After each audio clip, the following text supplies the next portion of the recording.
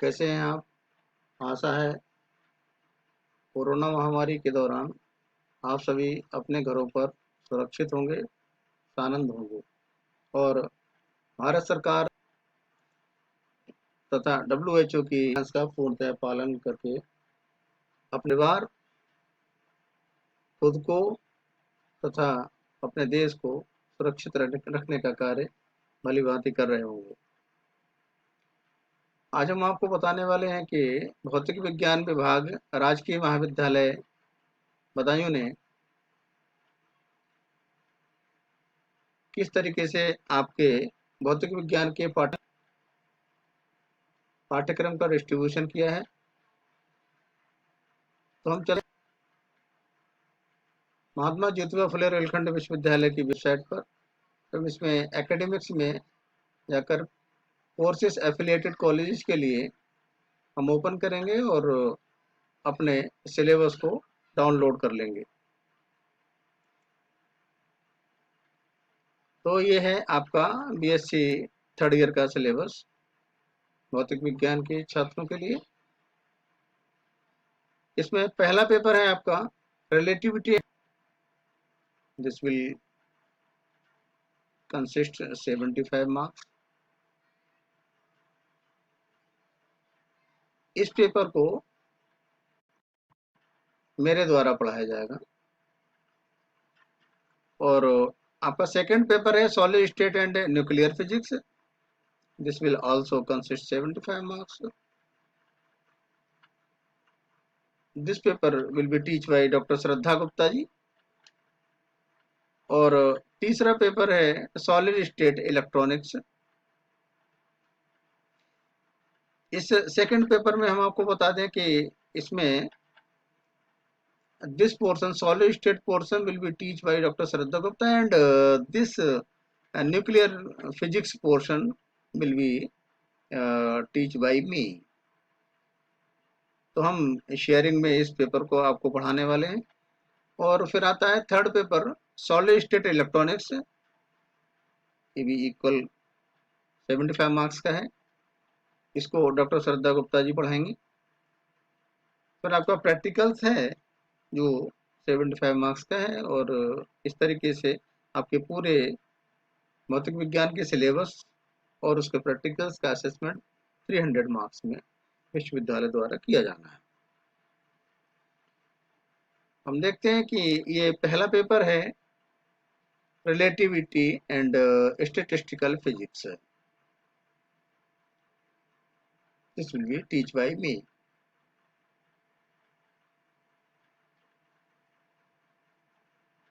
This paper consists of 4 units. Unit 1 relativity and unit 2 statistical physics and unit 3 some universal laws and unit 4 is Maxwellian distribution of speeds in an ideal gas. Transition to quantum statistics and फिर आपको text books इसमें reference दिए हुए हैं, उनको आप use कर सकते हैं। बाकी हम आपको पढ़ाते समय पूरा नोट्स बनाने के लिए मटेरियल प्रोवाइड कराएंगे। आप उनसे अपना नोट्स तैयार करते रहें।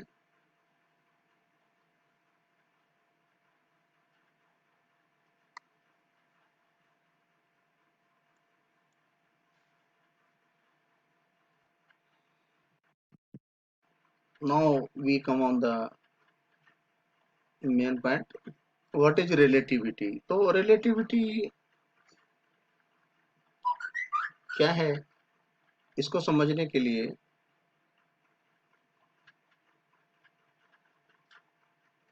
हम आपको बताएंगे कि इस ब्रह्मांड के कण कण में एक चीज विद्यमान है और आप सब उसी को जानते हैं, वो है गति।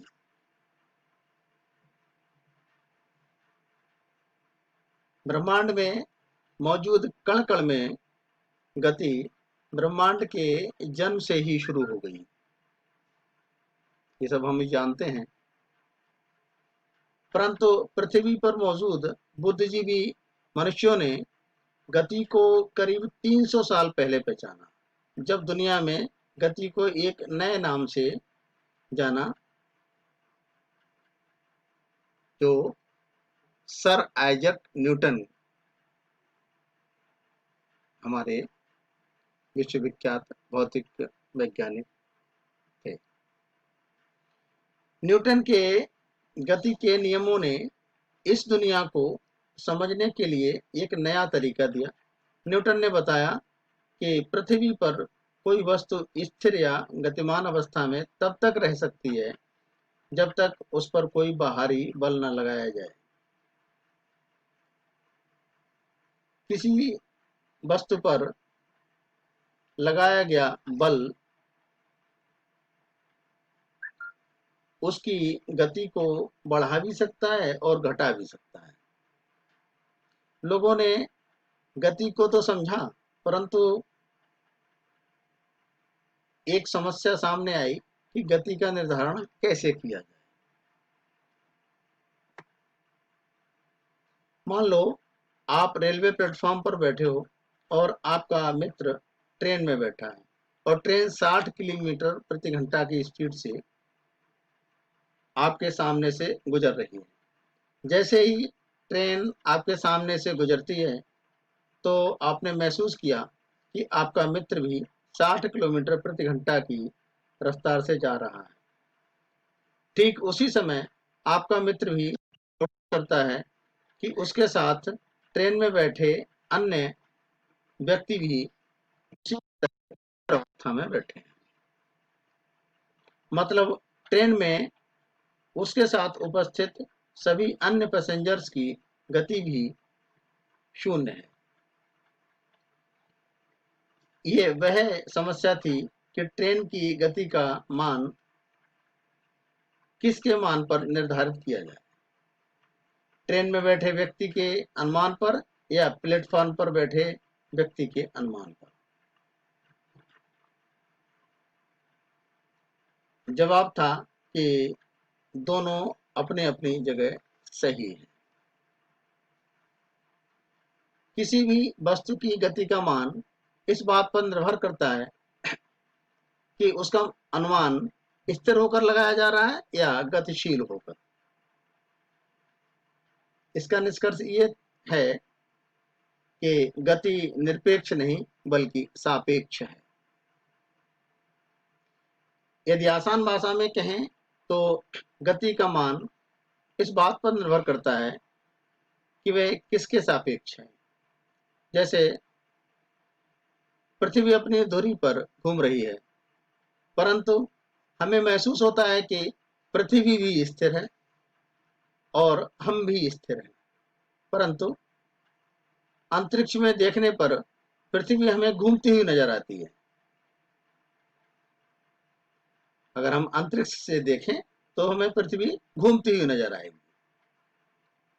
पृथ्वी से सूर्य हमें स्थिर लगता है, लेकिन वह आकाश गंगा से देखा जाए तो सूर्य मिल्की वे गैलेक्सी की परिक्रमा कर रहा है।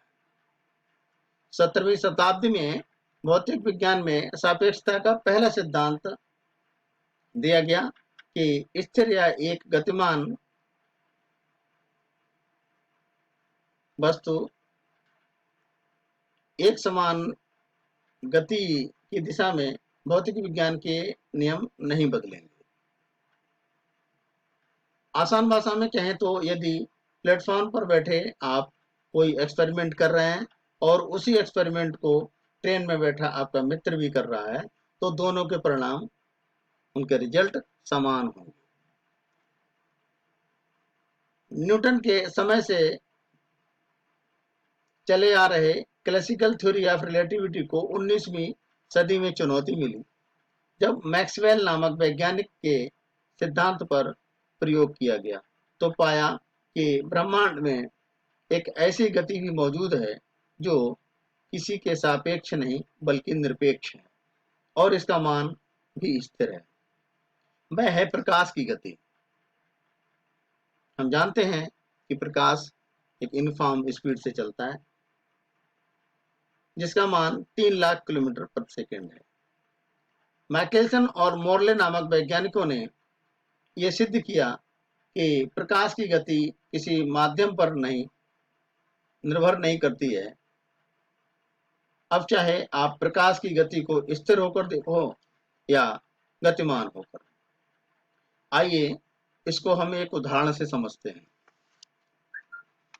मान लो आप एक प्लेटफॉर्म पर बैठे हो और आपका दोस्त भी 60 किलोमीटर की स्पीड से चल रहा है और ट्रेन में बैठा है। जब आपने प्लेटफॉर्म से देखा तो आपने नोटिस किया था कि आपका दोस्त 60 किलोमीटर प्रति घंटा की रफ्तार से जा रहा है। लेकिन अब मान लो कि आपका दोस्त अब ट्रेन की गति की दिशा में 10 किलोमीटर प्रति घंटा की रफ्तार से दौड़ता है। तो अब अपने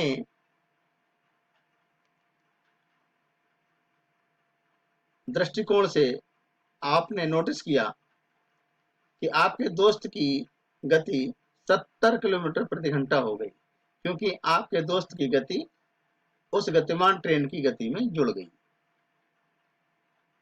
अब इसी कॉन्सेप्ट को नेक्स्ट लेवल पर देखते हैं।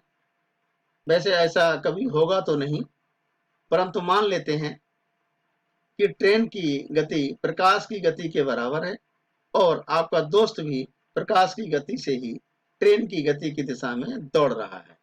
तो ऐसी स्थिति में प्लेटफॉर्म से देखने पर आपको आपके दोस्त की गति प्रकाश की गति की दोगुनी दिखाई देनी चाहिए। लेकिन सत्य तो यह है कि आपको आपका दोस्त प्रकाश की गति से ही जाता नजर आएगा। प्रकाश की गति एब्सोल्यूट है, हम सभी जानते हैं, जो कि किसी पर निर्भर नहीं करती। 19वीं सदी का अंत और 20वीं सदी की शुरुआत विज्ञान की दृष्टि से बेहद खास है, क्योंकि ये वह समय था जब भौतिक विज्ञान में क्रांतिकारी सिद्धांत सम्मिलित हुए और ये ही वह दौर था जब अल्बर्ट आइंस्टीन ने भौतिकी की दुनिया में अप्रत्याशित योगदान दिया। प्रकाश की कांस्टेंट गति ने अल्बर्ट आइंस्टीन के दिमाग में हलचल मचा दी। अल्बर्ट आइंस्टीन एक ऐसे वैज्ञानिक थे जिनकी अवधारणाएं कल्पनाओं में जन्म लेती थी और गणितीय समीकरणों के माध्यम से वो साबित होती थी, जिन पर बाद में वैज्ञानिक प्रयोग करते तो उन्हें सही पाते थे।